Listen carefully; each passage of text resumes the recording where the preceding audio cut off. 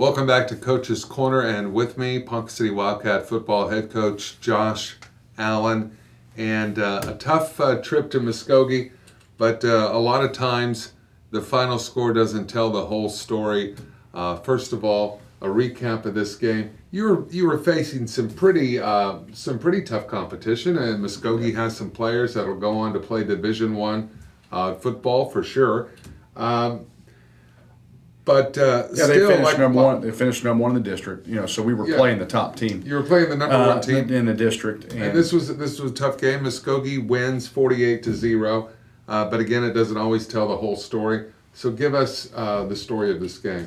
Well, I mean, again, they have they have some talented players, especially at the skill positions. I was talking to their coach before the game. They have several players or several wide receivers that will have Division I opportunities. One of the seniors has already been offered by several Division I schools, and one is going to have opportunities. Probably have to go junior college, but will have opportunities. And then another one's an underclassman that is already being looked at by some. So that's the kind of guys they had out there. So the speed was very good, and that's in the end that's what was the difference and got us. But if I was looking at how our defense played, the score doesn't tell me. They score off a trick play. Very first game of the game, it was a double pass, and we almost had it covered very well. But they ended up executing that for a big long touchdown. We fumble the ball on our own 15-yard line, so they have a short. They definitely have a short field to score there, so that's 14 points. But and you take away that, it was just sometimes some athletic plays that we missed some tackles on. But other than that, our defense played well. We made them punt a handful of times.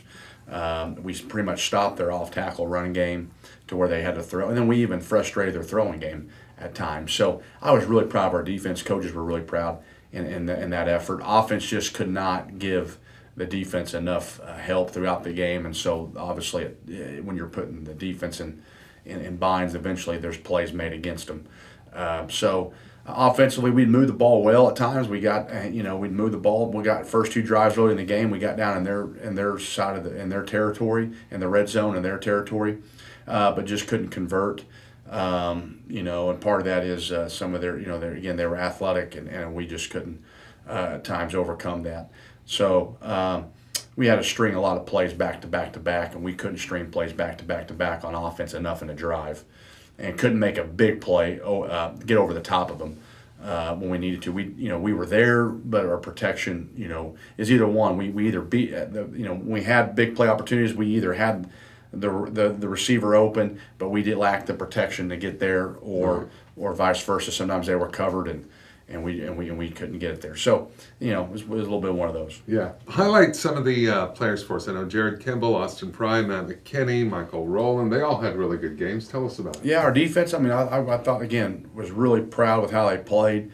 Their their offensive coordinator spoke to Coach Rowland, our defensive coordinator, and was asking if we had picked up on their signals and all that, just because, and that's not true. We didn't, but I'm just saying is, that's the game plan we had, was frustrating them to where they thought we knew what, it was we had a little plan of their countering their freeze whenever they freeze and look over the sideline. We would get into something different and play games with them a little bit schematically, and it was causing some problems. And so, again, as a coach, you like to hear when the opposing side is saying, what were you doing there? It was frustrating us a lot.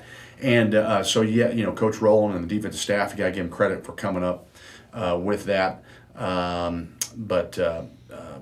So going back to the players that played well, Jared Kimball and Michael Rowland and Clayton Coomer did well.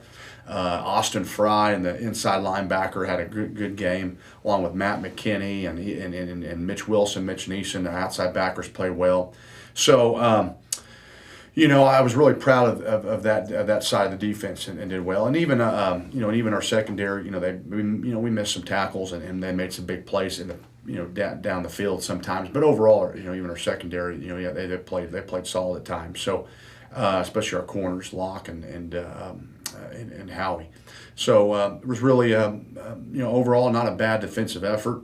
The score sounds bad, but it wasn't like versus Bigsby Right. Right. we were with that game, and it was we were making plays and stuff, and it's just offensively we never could get the momentum over the top to score, and that was kind of frustrating. Side offensively, I think Bryce McDougal played well again, played another good game. Daryl Arita had another great game. I think he had 7-8 catches in the ball game, and had some nice runs. So I would say there Trevor Howie caught some nice footballs too a few times. But Bryce threw the ball like he always does regularly. And we had a few drops from some of our guys that normally don't do that, and that also hurt some drives too. As we had some drops and stuff that guys normally don't do. Right. So right. Listen, last game, unfortunately that we didn't play well, but we're still proud of our guys, and then they compete hard. Yeah, absolutely, and they certainly did. Well, it was a season that Wildcat fans. You always want more, and certainly would have loved to have had more wins. And there's not anyone on this planet that wouldn't have wanted more wins than this guy right here, head coach Josh Allen. But all in all, looking back at the season, kind of a season recap, there were a lot of positive signs, and you've got to be looking forward to the future and what these players and what this team can be. What were the biggest takeaways from this season?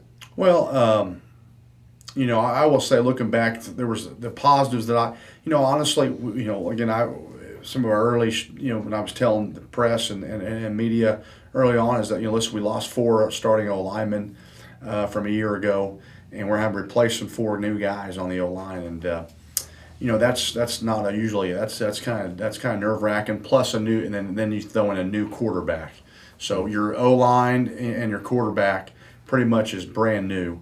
All right, so to me, would I say that our quarterback, who had just had 2 years of JV years and no varsity games really under his belt, comes in and plays the way he did this year, I would have said, I don't know if that happens or not. So Bryce playing as well as he did this year was a positive. Not that we were surprised, not that we knew he didn't have it in him or anything, but listen, it's a jump from going from JV to varsity, and how he handled it, how he physically threw the ball, and some of the traits he has of staying in the pocket, reading coverage, and doing all those little things. That we had. That was a surprise. Listen, it could have been. It could have been maybe worse on the offensive side if he doesn't play that way. We have a new O-line. It was hard to get a running game going at times, and so anyway, so big deal was Bryce playing the way he did. And staying on the offensive side, our receiving core again.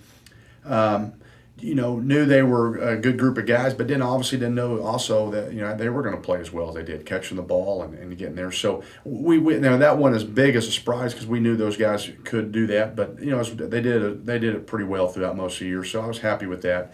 Defensively, we did have some big. That was the most experienced group returning. We had the most guys returning from a season ago, and so at times we were a little down, a little frustrated at some of the stuff early in the season, but how they rebounded and how they played. They pretty much our 2 wins this year is because the defense pretty much won those games. It wasn't offense, it was defense. And Guthrie and Norman, they played outstanding, just like they did. And at times they didn't get help from the offense, and so some of the scores, show that they were put in some stressful situations. So, the way they kept battling this year, and our guys, and again, guys like anything, they keep battling and getting better throughout the season. And so that's what I was, proud about for both sides, is how they kept getting better throughout the season and never giving up. Because it could have been, they easily could have thrown the towel in, especially after week 6 or 7. Close loss of Sand Springs, and then losing to Bigsby the way we did. That could have been easy the last 3 weeks, but they didn't. And really credit tough loss after Sepulpa. Sepulpa was a very winnable game. It didn't happen, and so it was really hard there. And they come back and beat Norman like that. So overall, I'm just proud of our guys. And how they played. How they stuck with it. Well, there's some exciting pardon me, there's some exciting things happening in the off season, and a lot of folks will be noticing these changes, some facility upgrades. What can you tell us? What do you know, and when can we expect to start seeing that activity? Well, I do know there's, as far as things affecting the football program, several things on the that will be getting going right away, or I know that are going to be going on now. I know obviously press box is going to be getting worked on. I believe very soon, in the coming weeks or months, right away, and then I know a weight room facility also could be being worked on in the same thing very soon, and possibly even the football locker room. So I don't know exactly if all three are going to be going on immediately, or one of them is going to be kind of on the left. But I think multiple projects are going to be going on right away, possibly this winter, spring. So we're very excited about that.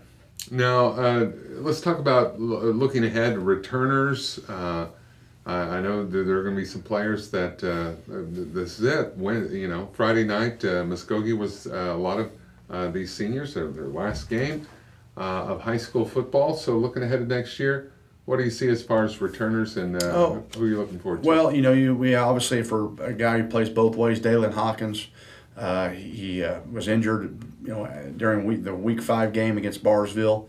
We're gonna, he had some stellar games, especially the Enid game, where he, caught over close to 10 footballs, and was making a lot of great plays. And he had some good games for us early in the season, both defensively and offensively. So we're going to be, he'll be a leader on both sides of the football. Several of our those O linemen will return. And some of the O linemen that did not play really we worked well. They got a lot of JV time and got worked got worked well with Coach Tagg, and they'll be able to step in. So we'll be a little bit more experienced probably going into the season than we were this year at O line. Obviously, quarterback battle is going to someone's got to step up there. We had Mason Stillman, who played junior varsity this year and did a great job and got better throughout the season. He improved he improved really well throughout the year. And then there's a 9th grade Justin Andrews that's also had a good talent and had a good season. So those two guys, and if anybody else moves in, we'll battle it out. And for the quarterback position, receivers, we'll have some guys coming back: Dalton Vogel, Avery Revard. Like I said, Dalen Hawkins will come in, and we should be fine there. Running back: Dylan Foss, Justin DeFore, or Jacob DeFore, and Dylan Foss at running backs, and Trevor Owens at fullback. Along defensively, defensively we'll have a lot of new faces. In fact, that'll be the biggest depletion that we've had probably in a while of any side of the ball. We're talking, not one returning starter in the front 7. So all D linemen and all linebackers will have to be replaced. So I don't know if I've ever had that before as a coach, even as an assistant coach anywhere. That is nuts. That's not sprinkled in. Yeah. Obviously, we had some backups that were playing and got some. Kenneth Wiggins, got a lot of playing time this year. I know Caleb Collier Polakowski and Abram Archiga and inside linebackers at JV did really well this year, and Landon Heineman, at D-line. We'll have some guys that will be coming in and getting some playing time, but that'll be crazy. Dalen Hawkins and Dalton Vogel in the secondary, and Avery Revard, the same guys that are receivers, will be kind of our defensive backs coming back there. So, it's going to be a whole new look defense, and maybe even some some freshmen coming up, some sophomores. Sophomores next year will get a shot. So, there's going to be there'll be a lot of new faces. Yeah. We have 26 seniors. That's actually a pretty large senior group. Yeah. For any team in 6A. We're gonna miss those guys, and then we got a lot. Yeah, again, so a lot of new opportunities, new faces for the future. So what is the schedule for off-season training to keep your athletes? Do they get some time off? Yeah. When do the workouts resume? Yeah. Because when they're really in this and they're really committed, they're out there. They're making Oh, yeah. sure they're ready all year round. You know, really. and that's the thing. Is the good programs that are doing really well right now have great off seasons because that's where you develop bodies. Weightlifting and strength programs. That's where guys are able physically to compete at the level that they need to, and you also can train a certain level of intensity that they need to get in there, and other skills like and other things, working on skills and things like that. But most of it, we have a lot of multi-sports at Ponca, which is a great thing, and so usually I send their release to their next sport, to their next head coach, naturally, and that's how it works now. If they're not in that, then we will have something for them to do, a strength and weight program. And then, of course, summer's a big time for us with Summer Pride and things like that, trying to get ready for the season. But, overall, trying to, and that's the other thing, we're trying to continue to work on becoming a little bit, a little bit more, we need to have, we need to be a little more progressive in our off season and try to do what our competitors are doing, in our setup and how we do things. And, it's still a work in progress. Yeah, absolutely. Coach Josh Allen, thank you for being with us all season long, and we look forward to more Wildcat football. Always. Sean, appreciate your work. Thank you. Thank you, absolutely. Head coach Josh Allen for Coach's Corner.